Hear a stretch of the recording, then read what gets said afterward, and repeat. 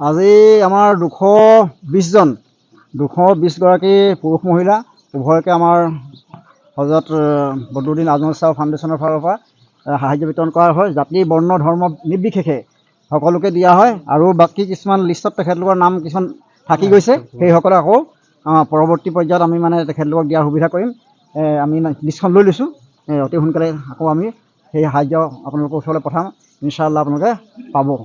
আৰু বাকী সকলোৱে তেখেতৰ কাৰণে দোৱা কৰিব, যাতে তেখেতে স্বাস্থ্য বৰ ভাল নহয়। তেখেতে বৰ্তমান 2 কোটি টকা আমাৰ অনুদান ইয়াত শিৱসাগৰত দিম বুলি তেখেতে আমাক কথা দিছিল। সেইমতে অলৰেডি 2 কোটি ওচৰ হৈ গৈছে। তেখেতে আৰু পিছত কৈছে আৰু মই যিমান পাৰে আৰু বেছি মানে মই সাহায্য দিবৰ কাৰণে মই প্ৰস্তুত আছোঁ। আপোনালোকে খালি যিখিনি মানুহে পাব লাগে, প্ৰাপ্য মানুহ, যাৰ ঘৰত বানপানী সোমাইছে, যাৰ ঘৰত বানপানীয়ে ক্ষয় ক্ষতি কৰিছে, ঘৰ ভাগিছে, মানুহ মৰিছে, তেখেতলোকে যাতে উচিত মানুহ যাতে পায়, তেখেতে সেইটোত খুব জোৰ দিছে। গতিকে আমিও প্ৰচেষ্টা ৰাখিছোঁ, চেষ্টা কৰিছোঁ যাতে যিজন মানুহ ভুক্তভোগী সেই মানুহজনে যাতে বস্তুটো অনুদান পাওক। গতিকে আপোনালোকে আমাক এইখিনি ক্ষেত্ৰত সহায় কৰাৰ কাৰণে আপোনালোকৰ অশেষ ধন্যবাদ থাকিল। প্ৰত্যেকে দোৱা কৰিব।